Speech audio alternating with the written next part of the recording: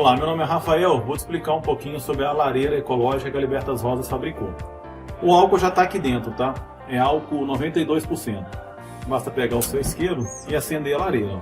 Como ela tem as pedras em volta, ela não esquenta essa parte de ferro aqui. Ela pode ficar ligada de 2 a 3 horas, que de maneira nenhuma o calor chega na parte de ferro, porque as pedras isolam.